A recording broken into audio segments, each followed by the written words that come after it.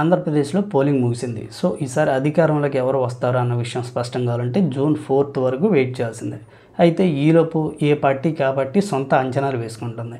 తెలుగుదేశం కూటమి అయితే ఖచ్చితంగా మేము అధికారంలోకి రాబోతున్నాం, రాష్ట్రాల నుంచి ప్రజలు తరలి వచ్చి ఇక్కడ ఓట్లేశారు, ఉదయం 6 నుంచి నైట్ 12 అయినా సరే క్యూ లైన్లో నుంచొని ఓట్లేశారు అంటే అది కేవలం ప్రభుత్వ వ్యతిరేకతే.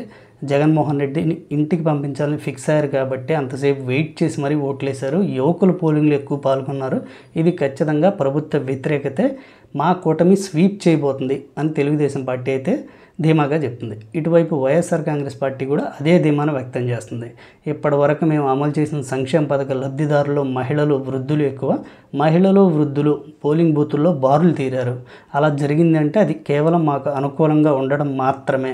అందువల్లే అంతమంది ఓటింగ్లో పాల్గొన్నారు. సో మేమే గెలవబోతున్నాం అని వైసీపీ అయితే చెప్తుంది. సో ఎవరి అంచనాలు ఎలా ఉన్నా ఖచ్చితంగా జూన్ 4 ఎవరు గెలుస్తారు అనేది తేలే అవకాశం ఉంది. అయితే ప్రతిసారి ఏపీలో పోలింగ్ జరిగిన ప్రతిసారి కూడా East and West Godavari deciding ఫ్యాక్టర్లుగా కనబడుతుంటాయి. ఈ రెండు జిల్లాలో ఎవరికి ఎక్కువ సీట్స్ వస్తే వాళ్ళు అధికారంలోకి వచ్చే అవకాశాలు పుష్కలంగా ఉంటాయి.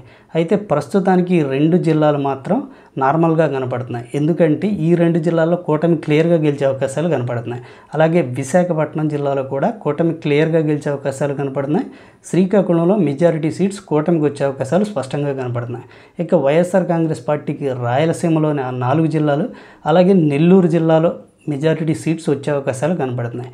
ఇలాంటి సిచ్యువేషన్స్లో గుంటూరు అండ్ కృష్ణా ఈ రెండు జిల్లాలు కీ రోల్ పోషించే అవకాశాలు అయితే కనపడుతున్నాయి. ఈ రెండు జిల్లాల్లో మెజారిటీ సీట్స్ ఎవరు సాధించగలిగితే వాళ్ళు అధికారంలోకి వచ్చే అవకాశాలు అయితే క్లియర్గా కనపడుతున్నాయి. ఎందుకంటే ఈ రెండు జిల్లాల్లో మాత్రమే రాజధాని ప్రాంతం ఉంది. అలాగే ఈ రెండు జిల్లాల్లో ఓటర్స్లో అవేర్నెస్ చాలా ఎక్కువగా ఉంటుంది. వాళ్ళు మెంటల్గా ఫిక్స్ అయిపోతారు ఏ పార్టీకి ఓటు వేయాలి, ఏ పార్టీకి ఓటు వేయకూడదు. సో ఇక్కడున్న ఓటర్స్ మైండ్ సెట్ని అంత ఈజీగా ఎవరో మార్చలేని పొజిషన్లో ఉంటుంది. వెల్ అవేర్డ్గా ఉండే ఓటర్స్ ఈ రెండు జిల్లాల్లో ఉంటారు. సో ఈ జిల్లాలో ఉన్న ఓటర్స్ ఎవరి పక్షాన ఉంటే, కూటమి పక్షాన ఉంటే కనుక కూటమి ఖచ్చితంగా అధికారంలోకి వచ్చే అవకాశం ఉంది. ఒకవేళ వీళ్ళు వైసీపీ పక్షాన ఉంటే కనుక వైసీపీ అధికారంలో రావడానికి అవకాశం ఉంది. సో ఈ రెండు జిల్లాల్లో రాజధాని పరిధి ఉంది కాబట్టి ఖచ్చితంగా రాజధాని ఇష్యూ వల్ల మాకే మెజారిటీ సీట్స్ వస్తాయని కూటమి భావిస్తుంది. అలాగే సంక్షేమ పథక లబ్ధిదారులు ఖచ్చితంగా మా వైపు ఉంటారు అనే ధీమాను వైసీపీ వ్యక్తం చేస్తుంది. ఏది ఏమైనా ఈ రెండు జిల్లాలు కీ రోల్ పోషించడానికి అయితే ఎక్కువ అవకాశాలు కనపడుతున్నాయి. ఏం జరుగుతుందనేది మాత్రం మనకి రిజల్ట్ రోజే తెలిసే అవకాశం ఉంది.